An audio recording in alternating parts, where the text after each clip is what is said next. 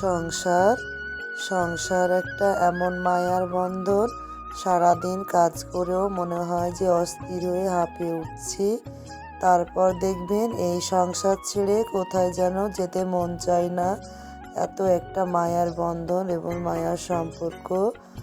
আর সংসার করতে প্রতিটা মেয়েরই ভালো লাগে। এটা একটা এমন মায়ার বন্ধন আল্লাহ তাআলা সৃষ্টি করেছেন যে সংসারটা কত সুন্দর আমাদের।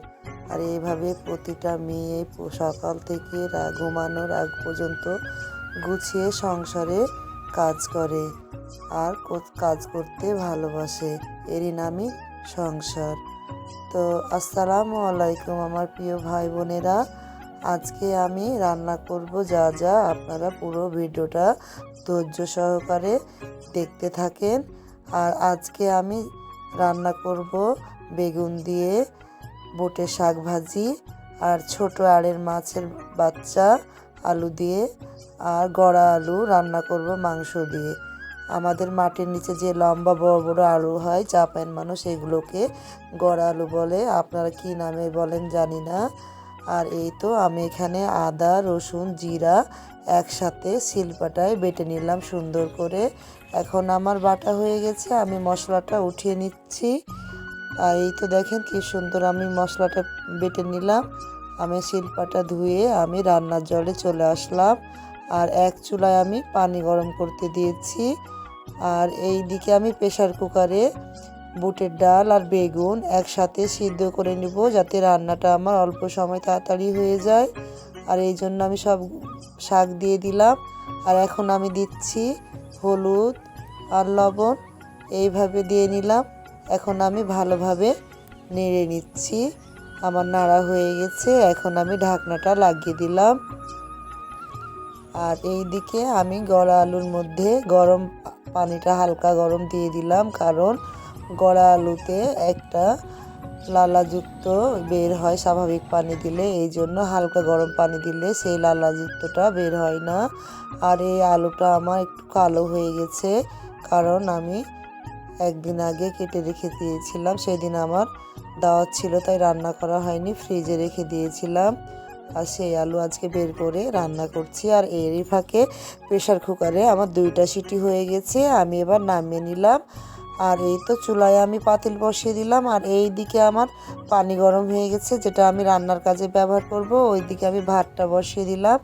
আর এই যে আমি চুলাতে, আর এই বড় চুলায় আমি তেলটা ঢেলে পেঁয়াজটা ভেজে নিব, কারণ আমি আগে মাছটা বসাবো। মাছটায় আমি বাটা পেঁয়াজ ব্যবহার করব না, আমি বেরেস্তা করে মশলা দিব। আর এই যে দেখেন আব্দুল্লাহ আমাকে মশলা নাড়তে সাহায্য করছে, তার খুব শখ পেঁয়াজ নাড়বে। আমি তাকে নাড়তে দিলাম, সে চলে গেল।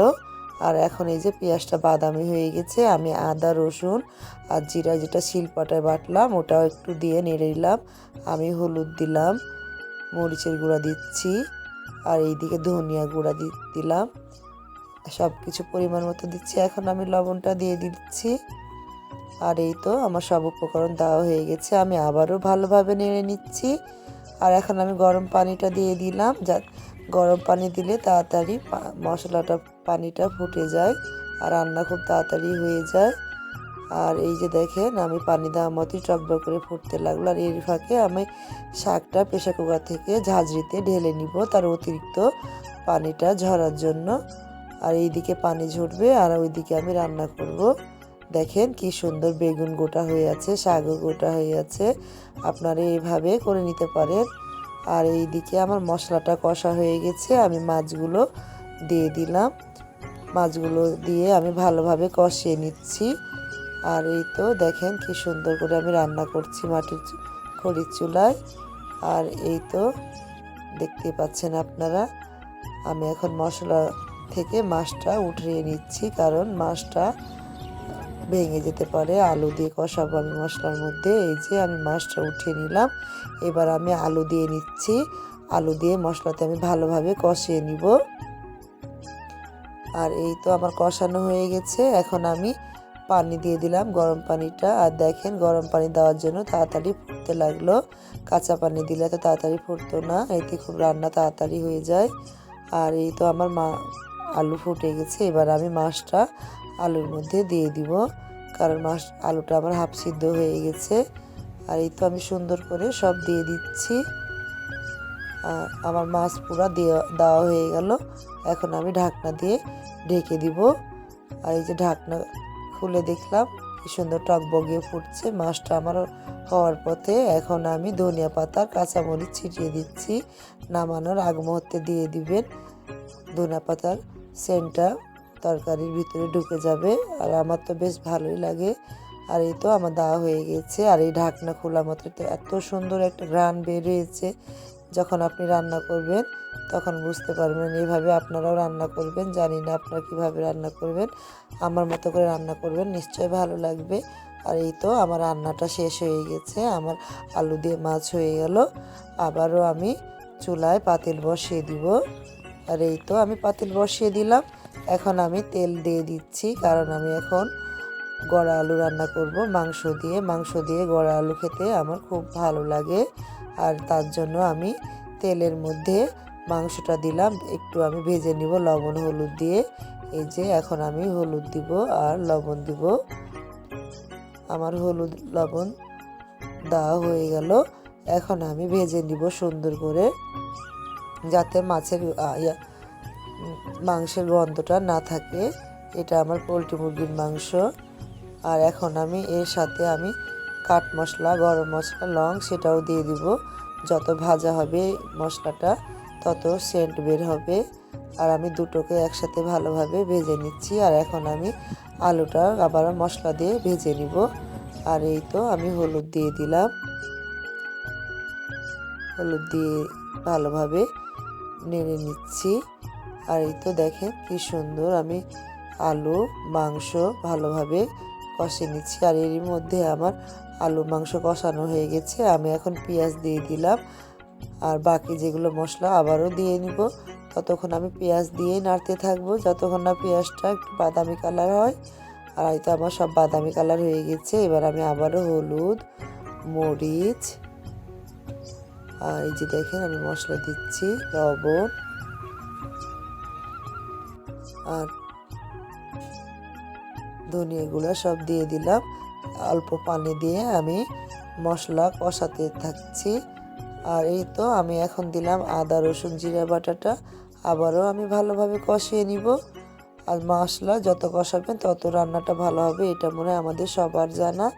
রান্না করার সময় মনোযোগ সহকারে রান্না করলে রান্নাগুলো তো খুব সুন্দরই হয়। আর আমি ঠিক মনোযোগ সহকারেই রান্না করি। রান্নার সময় আমি অমনোযোগী রান্না করি না, কারণ রান্না একটা আর্ট। রান্না করতে আমার বেশ ভালো লাগে। আমি রান্না করলে মনোযোগ সহকারে রান্না করি।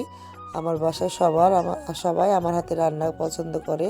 হয়তো বলবেন যে আপু নিজের রান্না নিজে নাম করছেন, যা আপনারা রান্না দেখলেই বুঝতে পারছেন যে রান্নাটা ভালো হয়েছে না খারাপ। আর এইদিকে আমার 2টা সিটি হয়ে যাচ্ছে, 3টা হয়ে গেল। আর আমি চারটা দিলাম। আর এবার নামিয়ে নিলাম। এখন আমি লোহার বেড়িটা সরিয়ে নিচ্ছি। এখন আমি হাঁড়ি বসাবো। আর বন্ধ চুলাতে এই জিনিসটাই ভালো লাগে, ছোট বড় সব হাঁড়ি আপনি বসাতে পারবেন আর রান্না খুব তাড়াতাড়ি হবে। আমি হাঁড়িতে তেল দিয়ে দিলাম। আর এখানে আছে আপনার রসুন, কাঁচামরিচ, পেঁয়াজ। আমি বেরেস্তা ভেজে নিব, কারণ আমি বুটের শাকটা যে সবার আগে দিয়ে সিদ্ধ করে পানি ঝরতে যাবে সেটা সবার পরে ভাজবো। কারণ আপনাদের মনে হয় না যে যেটা সবার আগে সিদ্ধ হলো আপু আপনি পরে কেন করছেন, কারণ গরম গরম ভাতের সাথে এই শাক ভাজিটা গরম গরম আমার বর খেতে খুব পছন্দ করে। তার জন্য এটা আমি সবার পরে ভেজে নিলাম। এই তো আমার ঢাকনা এদিকে আমি খুলে মাংস আর আলুটা ঢেলে নিচ্ছি। আর এই যে দেখেন আমার ঢাকনাটা খুলে গেছে, কি সুন্দর একটা লোভনীয় কালার এসছে, যা আপনারা দেখলে বুঝতে পারছেন। আর এই তো আমার রান্নাটা কমপ্লিট হয়ে গেল। আমার 2টা রান্না হয়ে গেল। আর ওইদিকে শাক ভাজিটা আমি ভাজছি। দেখেন কি সুন্দর একটা কালার এসছে, খুব লোভনীয় কালার। আর খুব নিশ্চয় দেখে বুঝতে পাচ্ছেন যে খুব টেস্ট হবে। আর ওইদিকে আমি শাকটা চুলার মধ্যে ভাজি করে নিচ্ছি। শাক যত ভাজবেন তত খেতে ভালো লাগবে। এই যে আমার ভাজি হয়ে গেছে, এবার আমি নামিয়ে নিলাম। আর দেখেন শাকটাও খুব সুন্দর হয়েছে, প্রেশার কুকারে বলেও কোনো কিছু ভাঙেনি। দেখেন আলুগুলো গোটা হয়ে আছে, শাকও গোটা আছে। তো ভিডিওটা ভালো লাগলে অবশ্যই লাইক কমেন্ট শেয়ার এবং সাবস্ক্রাইব করে দিবেন। আমি সবার আগে রান্না শেষে বিদায় নিয়ে নিলাম এবং ভোরটাও চেয়ে নিলাম। আর এই যে দেখেন আব্দুল্লাহ কি সুন্দর কদম পাতা নিয়ে খেলা করছে। আর এই জন্য আমি বিদায় নিয়ে নিলাম, কারণ আপনাদের সাথে অনেক গল্প আমার এখনও আছে। আর এই যে আমার রান্না হয়ে গেছে, আব্দুল্লাহ খেতে আসলো। আর আপনারা হয়তো ভিডিও দেখতে দেখতে অনেকে লাইক, কমেন্ট, শেয়ার এবং সাবস্ক্রাইব করতে ভুলে যান। অবশ্যই এটা করবেন। আপনার বোনের পাশে আপনার না দাঁড়ালে আপনার বোনের হয়তো স্বপ্নটা পূরণ হবে না। তো আপনাদের কাছে এটাই আমার কামনা। আর এভাবে আপনারা আমার পাশে থাকবেন এবং আমার আশা পূরণ করে দিবেন। আর আমি জানি আপনারা সব সময় আমার পাশে থাকবেন শুরু থেকে শেষ পর্যন্ত। আপনারা না থাকলে আমি দাঁড়াতে পারবো না। আর আপনাদেরকে বারবার আমি আমার পাশে থাকার জন্য অনুরোধ করছি। আর দেখেন আব্দুল্লাহ কি সুন্দর করে খাচ্ছে। আব্দুল্লাহ খুব মিষ্টি ছেলে, দেখেন সে খাবার খুব মজা করে খাচ্ছে। আর তার খাওয়া দেখে হয়তো বুঝতে পারছেন ভাতটা অনেক গরম, সে আস্তে আস্তে খাচ্ছে। আর সে শুকনা ভাত খেতে পছন্দ করে। তো আল্লাহ হাফেজ।